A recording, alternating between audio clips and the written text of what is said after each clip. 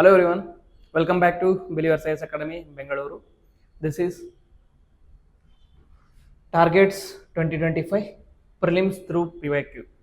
Okay, in these sessions, we'll be discussing prelims previous year questions and we'll be analyzing the patterns and we'll be trying to decode the questions and try to see certain tricks on how to attend these questions. We are already done with prelims 2024 and 2023 question paper, and today we'll be starting with CSE 2022 paper. And in today, the topic of the discussion is ancient history. In 2022, from the ancient history part, there were 9 questions asked about ancient history part. So which says that there was a lot of weightage given to ancient history. So this paper was very important for students who are interested in history. Okay, so we'll see the important questions and we'll try to see what kind of pattern of questions were asked, and we will try to analyze the question paper and try to decode some parts. So the first question here is about, consider the following pairs: site of Ashoka's major rock edicts and location of the state of. Okay, so the first site is Dhauli and Odisha, Yarragudi, Andhra Pradesh, 3 Javgada, Madhya Pradesh, 4 Kalsi, Karnataka. How many of the above are correctly matched? So the correct answer for this is only 2 pairs. Dhauli, Odisha, that is correctly matched. Yarragudi, Andhra Pradesh, it is correctly matched. Javgada is again from Odisha.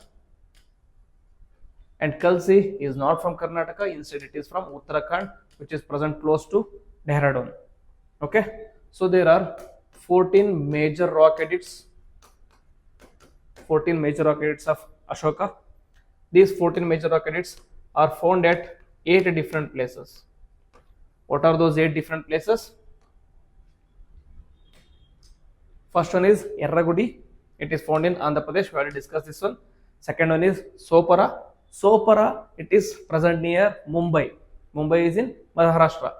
And then Junagadh. You must already know about Junagadh. Junagadh caves and Junagadh lake, etc., etc. Junagadh inscription. It is present in Gujarat. And then Kalsi. It is present in Uttarakhand, near to Dehradun. And then Dhauli. It is present in Odisha, ancient Kalinga kingdom. Javgada. It is also present in Odisha, the ancient Kalinga kingdom. And the other 2 are Manshera and Sabazirgir, are present in present day Pakistan. Okay, though it once belonged to Mauryan dynasty, now it is present in Pakistan. Okay, so you must know about Ashokan rock edicts are inscribed in 3 languages. What are the 3 languages? Pali, Aramic and Greek. And there are 2 major scripts. Okay, what are the 2 major scripts?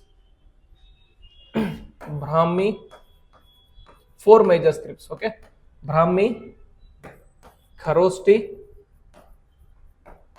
and then Greek and Aramaic. Greek and Aramaic are language as well as script. Okay, so Ashokan edicts are found at many places.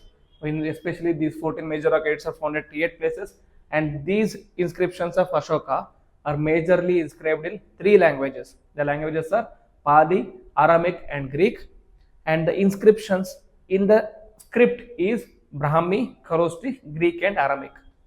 The reason I am saying this is these 2 places, that is Manshera and Shabashirgir, are the 2 places in Pakistan where the script is in Kharosti but the language is in Pali.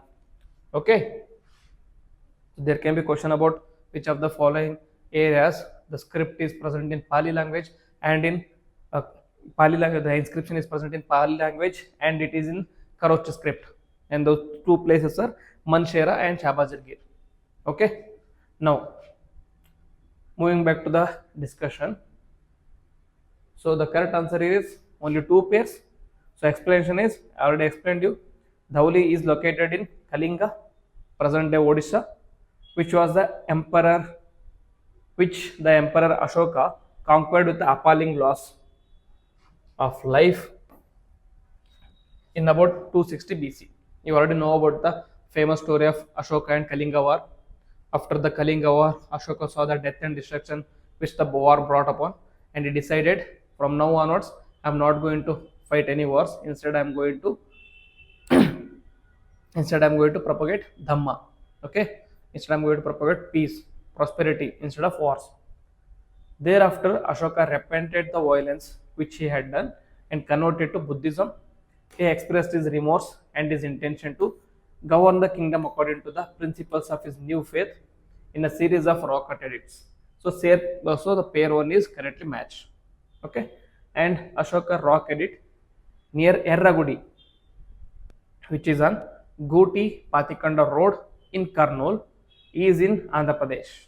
So pair 2 is also correctly matched. Then Jaugada is again an ancient fort that served as a Mauryan fortified capital of the Kalinga province. Okay, it is located in the cities of Behrampur and Purushottampur in Ganjam district of Orissa. Along with Dhauli, this place is also known for Kalinga edicts in Odisha. So the pair 3 is incorrectly matched. Okay. Then rock edicts of Kalsi erected by King Ashoka are located 43 kilometers from Dehradun in Uttarakhand. So pair 4 is also incorrect. Okay. You might think why these questions are still asked. Okay. These questions will be asked whenever there is a news regarding these inscriptions. During 2022, there was a current affairs about like new inscription which was found in Karnataka, and as a result, questions were being asked about Mauryan inscriptions. So if there is any current affairs, they are going to connect it with the static part. Next, second question.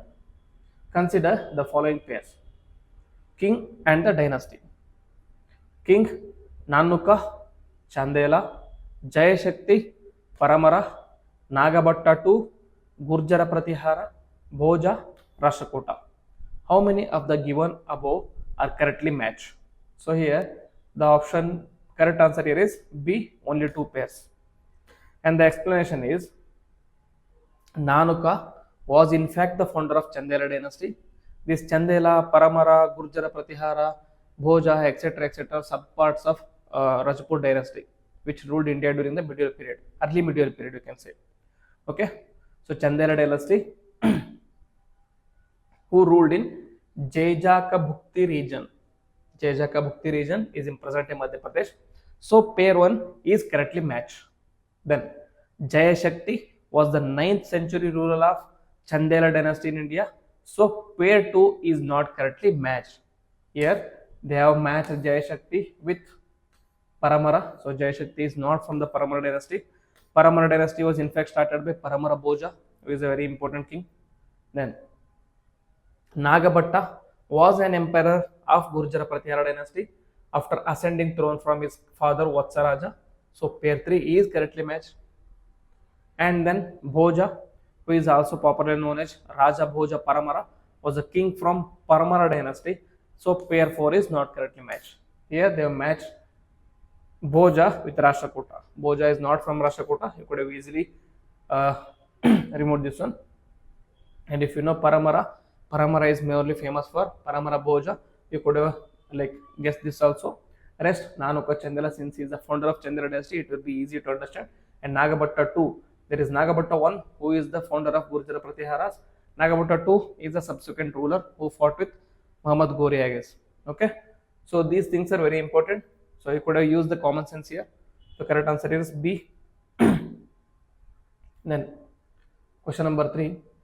Which one of the following statements about Sangam literature in the ancient South India is correct? Okay, is correct. First, Sangama poems are devoid of any reference to material culture. Are devoid of any reference to material culture. This is a statement of extreme character. Okay, most of the times these kind of statements with extreme tend to be wrong only. Okay, so there are many Sangama poems which also refer about material culture. So this statement is wrong. Then the social classification of Varna was known to Sangama poets. Okay, this is the correct answer here. Okay, Sangama poets indeed knew about the Varna caste system, and there are many caste systems in Sangama period also, and they knew about Varna of Brahmana, Kshatriya, Vaishya and Shudra. Sangama poets have no reference to warrior ethic. This is wrong. Okay, Sangama period was the peak period when there were clashes between Pandya, Chola, and Chera. Whenever there is a period of extreme clashes between the dynasties, there tend to be poems which will be showing the warrior ethic in a pristine postures. Okay, they will be highlighting the warrior ethic. Okay, so it is also wrong. Then Sangama literature refers to magical forces as irrational. Okay, it is the period of ancient India. Those periods, magic was in fact considered as a rational force. Magic was in fact considered as a force which is found to be in a day-to-day life. Okay, so all these statements are wrong. Correct answer here is B. So the explanation is, the corpus poems known as the Sangama literature was produced over 6 centuries from 300 BC to 300 AD by Tamil poets from very diverse social backgrounds. It was compiled in an anthologies several centuries later. It gives information about material culture during those times as well as describes important warriors. These works provide insight into early Tamil culture and trade relations between South India and the Mediterranean, West Asia and Southeast Asia. The social classification was known to Sangama poets. The Paruttinai of Tolkappiyam, we find a sutra that uses term Vahahi, that is Vahahi denoting 4 varnas. Okay, so the answer here is B. Then Yoga Vasistha was translated into Persian by Nizamuddin Panipati during the reign of A. Akbar, B. Humayun, C. Shah Jahan, D. Aurangzeb. The answer here is A, that is Akbar. See, here you could have used the guessing. Okay, so who was the more benevolent ruler among the Mughals? That was Akbar. Okay, he was benevolent. He was more tolerant of other religions and other caste. Okay, he was more tolerant of other dynasties also. So most probably the translations work from Hinduism to Persian happened during the period of Akbar. So correct answer is here. You might be having a doubt here, since this is from medieval India, why have you taken this question in the ancient history? Okay, because this Yoga Vasistha, this philosophy was from the ancient period, but it was translated during the medieval period. So I have taken this question. Okay, Yoga Vasistha is also known as Maharamayana, is a historically popular and influential syncretic philosophical text of Hinduism. Nizamuddin Panipati,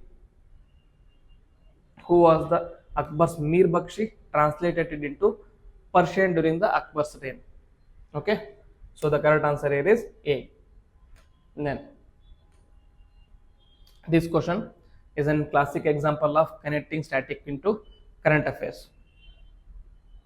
So the current affairs here is, world's second tallest statue in sitting pose of Ramanuja, word inaugurated by Prime Minister of India at Hyderabad recently. Second tallest statue. Which one of the following statements correctly represents teachings of Ramanuja?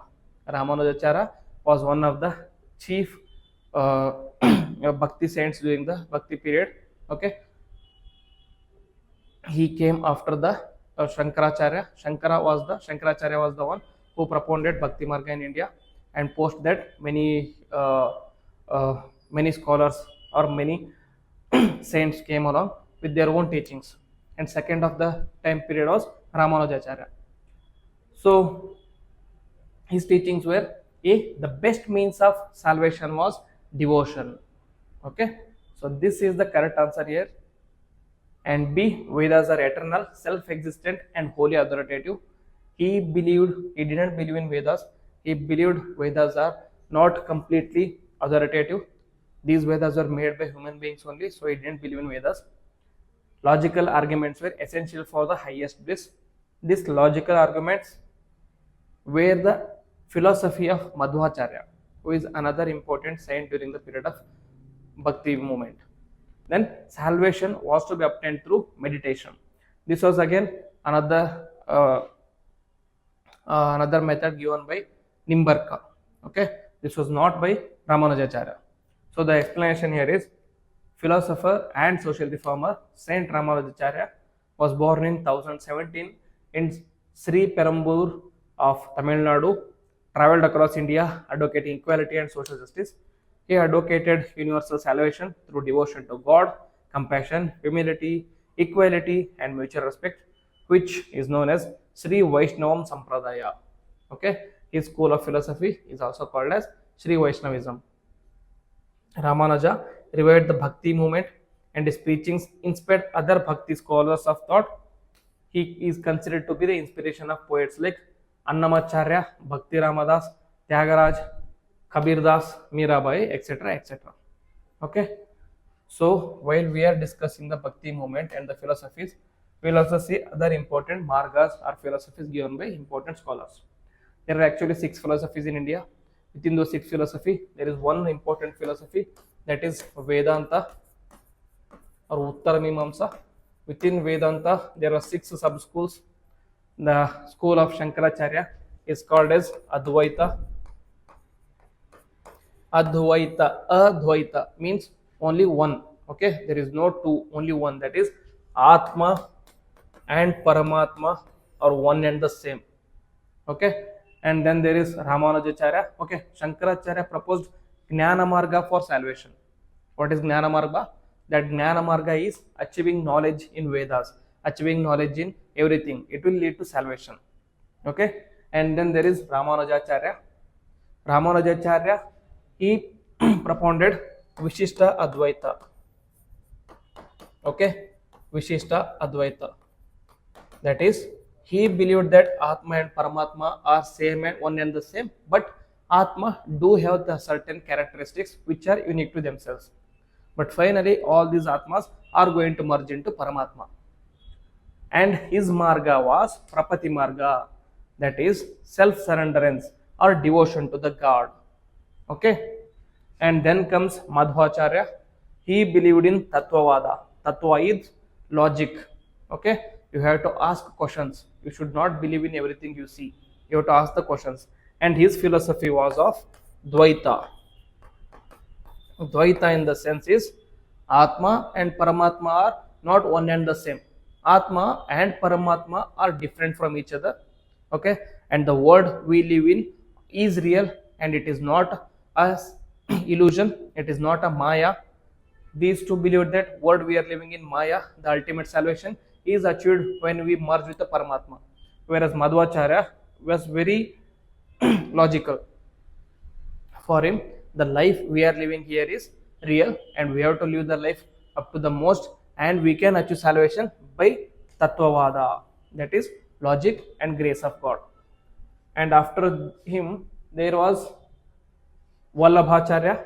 He proposed Pushti Marga. Pushti Marga is again similar to Ramanujacharya, which propounded devotion to God. And Vallabhacharya's philosophy was Shuddha Advaita. Okay, Shuddha Advaita. It was similar to what Ramanujacharya propounded. And then there was Nimbarka. So Nimbarka's school of philosophy was Dvaita.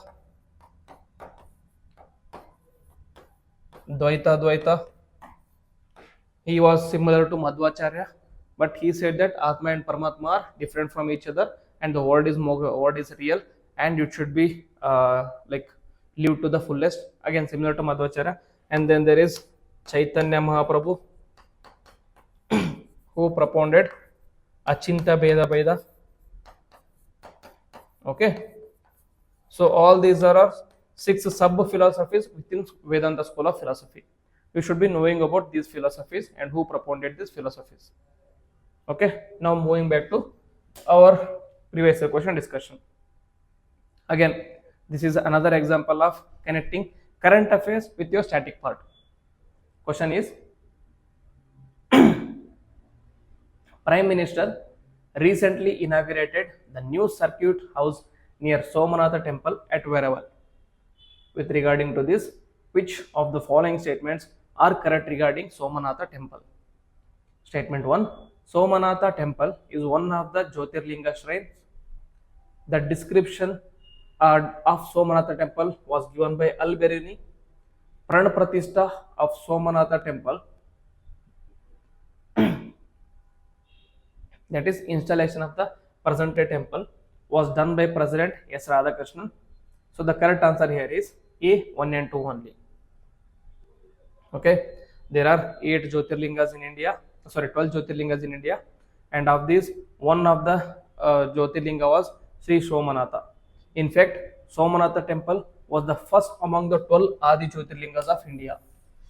Okay, first among the 12 Adi Jyotirlingas of India. It has a strategic location on the western coast of India. Somanatha temple is believed to be the first among the 12 Jyotirlinga shrines of Lord Shiva. So statement 1 is correct. Al-Biruni, who is 11th century Arab traveler, he also described the temple and mentioned about the plunder and destruction done by Muhammad Ghazni. So statement 2 is also correct. Then Pran Pratishtha at the temple was done on 11th May 1951 by the then president Dr. Rajendra Prabhu Prasad, not Radhakrishnan. Okay, so statement 3 is incorrect. Correct option here is A only. So the task or homework for you is you have to learn about rest of the 11 Jyotirlingas in India. Okay. So there are 2 Jyotirlingas in Maharashtra, one Jyotirlinga in there is 2 Jyotirlingas in Maharashtra, 2 Jyotirlingas in Madhya Pradesh, 1 Jyotirlinga in Andhra Pradesh, and another Jyotirlinga in Uttarakhand, Uttar Pradesh, and another Jyotirlinga in Tamil Nadu. All these Jyotirlingas we should be knowing. Okay, there can be question directly asked about these things. Then 7th question. With reference to Indian history, consider the following text. So here you are connecting art and culture with ancient history. Okay, in art and culture, literature is a part of art and culture. So literature is being connected to ancient history here. So the options are the state 1. Netti Pakarana, 2. Parishishta Parvan, 3. Avadana Anchakata, 4. Trishashti Lakshana Mahapurana. Okay, which of the above are Jain text? Okay, so the correct answer is B, that is 2 and 4 only. Okay, so Netti Pakarana is a Buddhist scripture, sometimes included in Khuddaka Niyaka of Sutta Petaka. So point 1 is incorrect. Okay, I know this is very difficult, but I will tell you a trick on how to remember these things. Okay, whenever there is a book with double T, double D, double this kind of thing. Okay, this is present in Pali language. Okay, the books of Buddhism are written in Pali language. So Netti in Pali is equivalent to Sanskrit Netri. Okay, so Sutta in Pali is nothing but Sutra in Sanskrit. Okay, so these tra, tri, etc. are converted into ti, ta. Okay, this Khuddaka is in Pali is nothing but Khudraka in Sanskrit. Okay, whenever there is this kind of books with the double T, etc., they are most probably from Pali text. These most Pali texts are most probably from Buddhism. Why? Because Buddhist books were written in Pali language and Jainism text were written in Prakrit language. Okay, so Pali and Prakrit, there is a difference. So this way you could have guessed the answer here. Then Parishishta Parvan. So 12th century Sanskrit Mahakavya by Acharya Hemachandra. He was a contemporary of Chalukyan king Kumarapala. The text gives details of early Jain teachers. So point 2 is also correct. If you have read about Mauryan history, okay, Mauryan history, you might have heard about like epigraphical as well as literary sources about Mauryan dynasty. And Parishishta Parvan, okay, Parishishta Parvan by Hari Hemachandra, it gives certain details about Mauryan dynasty, and this Parishishta Parvan also gives like details about Mahajanapadas of ancient India. Okay. So this has been mentioned many times in ancient India, so you could have easily guessed that answer. And then Avadhana Shataka, Avadhana Shataka, Avadhana Shataka. These kind of Shatakas, okay, Shatakas most times are related to Buddhism. Talking about Jatakas. Jatakas are the lifestyles of life stories of Buddhist or Bodhisattvas. Avadhana Shataka is a collection of 100 Buddhist legends. Avadhana is a type of Buddhist literature telling deeds and events of past and subsequent lives of Buddha or Bodhisattvas. Example, past lives of Buddha are Mahavatsu, Avadhana Shataka, and Divyavadana, etc. etc. Okay, so all these comes under 100 Buddhist legends. So statement 3 is incorrect. Next is Trishasti Lakshana Mahapurana. Okay, so see the wordings here. If it is more probably, if it is in a Prakrit or Sanskrit, it is more probably belong to Jainism. It is an important Jain text composed by Acharya Jinasena. He was in the court of Amogavarsha, a famous Rashtrakuta king, famous for quotation about the nature of the god as non-creator in Jainism. So the point 4 is correct. So the correct answer is 2 and 4 only. Then, with reference to Indian history, consider the following pairs. Again, similar to Jainism and Buddhism, similar to previous question. Historical person known as Aryavadeva, Jaina scholar, Dignaga, Buddhist scholar, Nathamuni, Vaishnava scholar. So the correct answer here is C, only 2 pairs. Okay. So Aryadeva was a disciple of Nagarjuna and he was an important Buddhist monk of Mahayana tradition. Aryadeva is a disciple of Nagarjuna. Nagarjuna or Acharya Nagarjuna is also called as second Pathagata. Who is the first Pathagata? First Pathagata is no one but Gautama Buddha himself. What is Pathagata? Pathagata is the knower of truth. Okay, knower of truth. So another person who was called to be knower of Pathagata, like knower of truth, was Nagarjuna, Acharya Nagarjuna. So this Aryadeva was one of the disciples of Acharya Nagarjuna. So he belongs to Mahayana school of Buddhism. He belonged to Madhyamaka sub school of Mahayana Buddhism. So pair 1 is not correctly matched. So they have given Aryadeva as a Jain scholar. So this statement is wrong. Then Dignaga is an important 5th century Buddhist scholar. He was a student of Vasubandhu. Okay, Vasubandhu and Asanga were important Buddhist monks who founded Yogacara sub-school of Mahayana Buddhism. He is known for significant role in development of logic. His major works is Pramana Samuchaya. So pair 2 is correctly matched. Dignaga is from Buddhism. Then Nathumuni is a 9th 10th century Vaishnava scholar who is the compiler of Nalayira Divya Prabandham. Okay, Nalayira Divya Prabandham. Prabandham is a compilation of Vaishnava poems. Okay, Vaishnava poems. So this is why he becomes very important. 4,000 Tamil verses by 12 Alvar saints. 12 Alvar saints composed Prabandham, also considered as the first Sri Vaishnava Acharya. So pair 3 is correctly matched. So therefore C is correct. This Prabandham is for Vaishnavas, and then there is Tevaram. It is for Shaivites. Like Vaishnava saints were called as Alvars and Shaivite scholars were called as Nayanars. Okay, these two belong to the time of Pallava period. Okay, Pallava period. So it becomes very important because in recent mains exam there was a question asked about Pallava's contribution to ancient India. Pallava's contribution to literature of India, something like that. Okay, then last question for today is according to Kautilya's Arthashastra, which of the following are correct? A person could be slave as a result of judicial punishment. If a female slave bore a master's son, she was legally free. If a son born to a female slave was fathered by his master, the son was entitled to legal status of the master's son. So this is very difficult. Either you know it or you don't know it. Here you cannot even guess these things. These are very peculiar or very particular. Better for you to leave these kind of questions. But if you are completely thorough with Arthashastra, then you can attend this. Answer here is D, 1 and 2 and 3 only.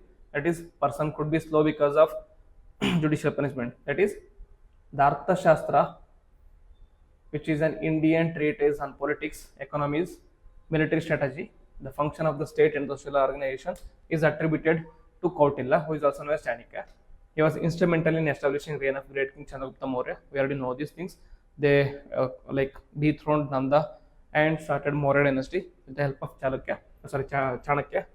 According to Arthashastra, there are various ways through which a person could become a slave as per Arthashastra, one of which was a judicial punishment. So statement 1 is correct. Arthashastra was very strict when it came to rights of the slaves and especially female slaves. That is, if a female slave bore her master a son, she was legally free. Also, if a son born to a female slave was fathered by her master, then the son was entitled to the legal status of the master's son. So statement 2 and 3 are also correct. So the correct answer is option D, all the above. So this ends our discussion for today. Okay, we have discussed 9 questions from 2020 prelims question paper, which are very important for your present day discussion. Okay, based on this, you can understand the pattern. Okay, understand the key area where UPSC can ask. The key areas are Buddhism, Jainism, and Maurya Kingdom, and with related to literature. Okay, these areas become very important for your prelims preparation. If you have any doubts, okay, regarding this one, do write in the comment box. And if you have suggestions for me, do write in the comment box also. If you like the video, then hit the like button, comment on it, and share with your friends. And if you're new to the channel, subscribe to the channel and also click on the bell icon so that you don't miss any notification. With this, I will be ending the video. Jai Hind.